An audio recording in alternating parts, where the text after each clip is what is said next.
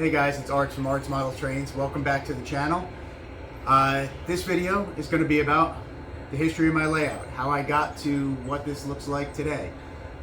You may have seen my video that was an entry into Country Bunkers Trains Christmas giveaway last year. I gave a little bit of a history, but I was doing it in about a 3-minute video. So this time I'm going to take a little more time, walk you guys through kind of where I started and how this layout has evolved, and we'll go through some close-ups of different scenes I've created on here, and that'll set you up for what I've got planned, which are some changes that are coming to the layout over the next few months, I guess. So my story begins where most of our stories began. My father used to pull the trains out of the attic every Christmas in the house I grew up in, and we'd set them up in the basement, usually pulling them out around Thanksgiving and leaving them set up through early February.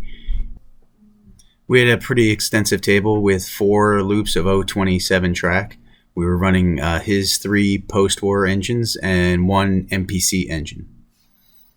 And as you can see from some of these pictures, I had sprinkled in a few of my Lego toys, and of course all my Hot Wheels are all over the roads. That's what we used for cars.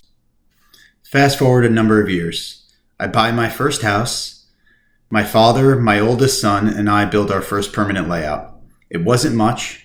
2 loops of 027 track, all stuff that was handed down to me from my father. 1 an elevated loop and 1 lower loop that had a siding on it. It was obviously on a 4x8 table. We squeezed a little town into the middle. We didn't paint any roads, light any buildings, put up any street lights. It was very basic. Put it in my unfinished basement and ran it like that for a number of years. After a few more years, we decided to finish our basement. So I took the whole layout down, moved the table out of the way, and had the basement finished. When I put the table back together, I tweaked it a little bit, tweaked the track plan a little bit, but it remained mostly the same. Then for Christmas, my wife bought my sons and I the Mickey Mouse and Friends starter set. This was our first fast track loop. We added this loop and some extra track all the way around the edge of the table and kind of reconfigured the table so that it was the fast track loop on the rim of the table and 2 just simple ovals, 1 elevated, 1 small one around the town. The table would stay like this for a pretty long time. A year after getting Mickey Mouse, I decided to get another Lion Chief set. I picked up the Polar Express at a really reasonable price. With that, I decided to add a new table to the layout, and I decided to base it all on Christmas. But with the limited space in the basement, I realized the only place I could go was down. So I built a low table underneath the upper table, putting it just a few inches off the floor. It's 4x6 with 2 loops, 1 036 fast track, 1 027 tube track. I actually have it on furniture sliders so that I could slide it out to work on it or also have access to the underside of the upper level. So this is the current Christmas layout that's actually underneath the table. It's a table I built on the floor, and I went over that a little bit earlier in the video. But what has changed since I first built this table is I added a little extra in the back here. If you could see, we put in the hobby shop, and I've kind of shifted some of these houses over and shifted the church and stuff a little bit to the right side there. I use a mirror currently for the lake, but hopefully soon I'll be able to do something a little better for the frozen lake for the ice skating, and I'd love to get a few more ice skaters in there at some point. And I use just some old 027 on the inside, and then this is just 036 fast track on the outside. This is actually my father's original styrofoam tunnel. Had to do a little bit of repairs on it to keep it together, but it's in great shape. This is his original signal tower from his set. Most of the time what I have running on the inside here is his original 2026 Prairie engine pulling the cars, but right now I think I have a New York Central F3 back there. And then usually the Polar Express runs on the outer loop, but sometimes I'll run Mickey Mouse down here as well. He seems to go well. He's got a little scene in the back here with a father and son selling firewood. Of course, there's Hero Boy outside his house here. and some carolers over here in front of the church, and of course some people buying figure skates and renting figure skates, I guess, and skating on the pond. So over here on this little hill we have a couple of sleigh riders coming down. It's unfortunate that their ride will end up on the tracks. Hopefully they stop before they get to the tracks. Also back by the hobby shop back there, I bought some of the new Lionel figures that are looking through the window shopping back there. We've got those. And then hanging suspended above the town, of course, is Santa Claus flying through.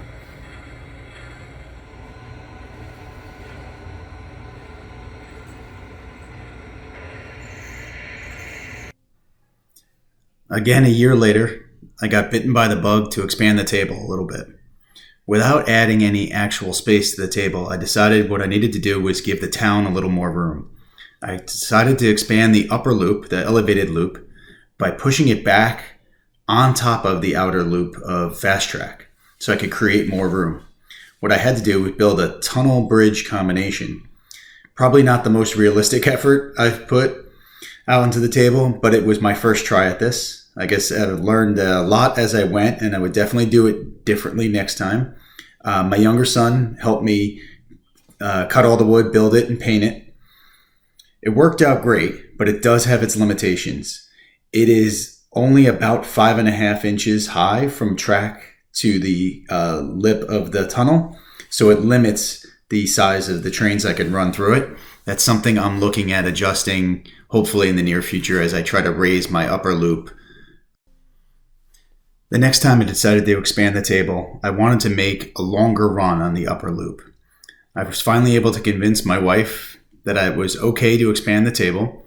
The boys got on board as well. The one requirement my older son had was that I include a racetrack.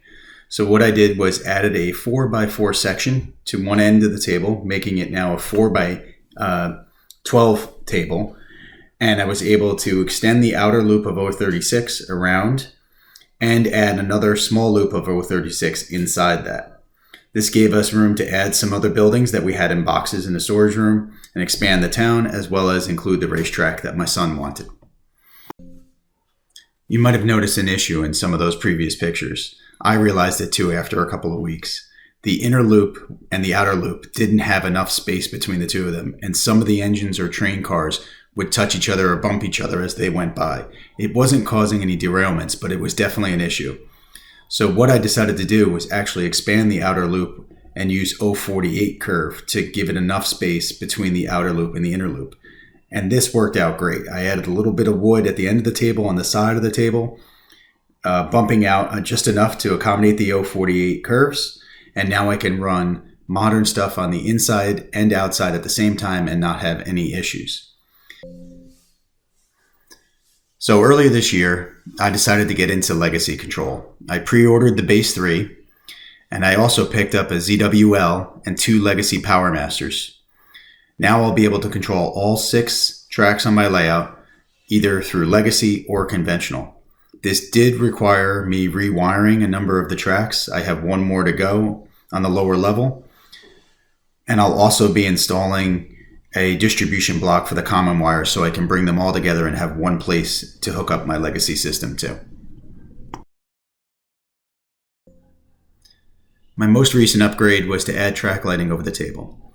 This is a plug-in set of track lighting that I picked up at Home Depot. I installed it over the table, and I use Philips Hue light bulbs in the lights so that I can change the colors to anything I want. My younger son has a lot of fun with this, playing around with all the different colors. You may have noticed an HO set of trains also under the table. That was a Christmas present for my son this past Christmas, and we actually set it up on just a piece of plywood under the table there. He's got to do some work to get the track plan finalized and paint that table, and then we'll wire it up with lights. Okay, so now we've talked about how we got to this version of the layout. Let's go into just a couple spots in detail. Starting down here at the newest section of the upper table. This is actually a close-up of the racetrack that we created on the table. And right now my son has a couple of modifieds racing around it, but sometimes he'll have sprint cars or other things on the track. And these are just some simple stands I built out of balsa wood from Hobby Lobby. A little scene over here at the switch tower with actually a broken down, I don't know if you can see it, we put a broken down kind of car behind this. This is one of my little Hot Wheels from when I was younger. And then a lot of these buildings here are actually from my father's set or another collection I had received. All old plastic fill items. And then these are Menards cars, but unfortunately I've had a problem with the Menards cars. This one is supposed to be lit, and I have 4 others throughout the layout that I'll point out. And the only one that still works is actually this truck here. All the others have burnt out. I don't know what the problem is. The airport is something, this area that we're looking at potentially redoing with something else, because we're not happy with the fact that there's an airport in such a squeezed in place. And this loop that runs around here, I think I've talked about this, is 036. And, we just run, some of our smaller modern stuff or a lot of our post-war stuff and NPC stuff around here. This is actually my father's original freight station that I've just added some LEDs into to give it a little extra light. And then right here is a great little scene that I created. This is a little light that I bought off of eBay, wired in, and doesn't show up so well with being so bright right now, with just a couple sitting on the bench enjoying the trains as they go by. Probably pretty loud considering that the racetrack is right behind them, but it works. Also in the back here, we have the road that connects this, goes off into the other part of the town. And what I did was, in the back, I put the dispatch station. This is one of those dispatch stations that had speakers in it. It does not work anymore, but I was able to put some LEDs in there to keep it lit up for now. So maybe someday I'll keep working on trying to get the batteries and the microphone to work, but that doesn't seem to be working right now. I'll show you just a couple things that weren't present in the couple of pictures I showed.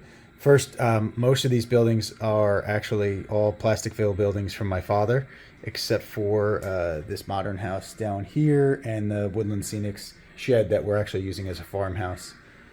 The actual little plastic fire trucks here are my father's. He actually got those out of a cereal box when he was younger, and those are pretty cool. We keep those on the table even though they're not really to scale.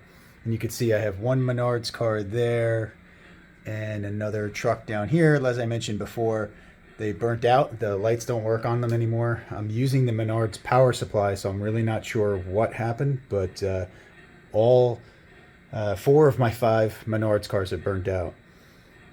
I've added in a few lights into more buildings recently. Lit up the food store, which is right here in the front with its back to us. The diner, the police station is now lit. And a couple of the houses in the back here. I'll shut off the lights in a second so we can see that. And then I've added in the street lights, the traffic lights, excuse me. And then I've also added in some of these crossing signals that are flashing, and I have a couple pair there and another pair over here.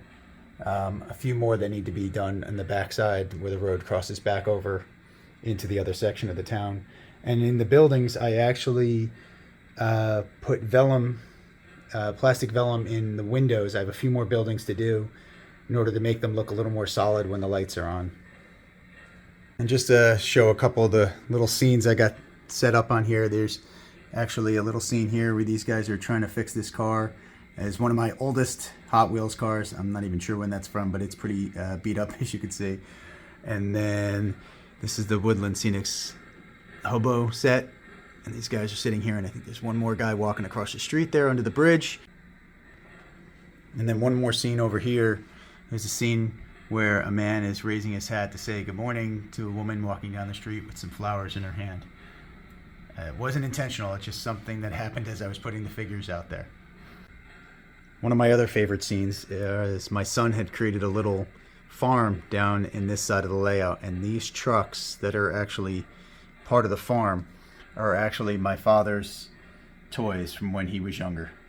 So they're pretty cool to keep on the layout. I think one of them's missing wheels. I think that one might be missing wheels.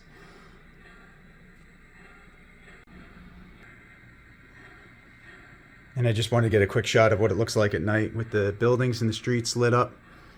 You can see I've got some of the buildings lit up. I didn't light up the school on purpose because if it's nighttime, the school wouldn't be open. I have to get to the firehouse. That's one of the other buildings I have to get to. And then there's the signals again underneath the crossing there.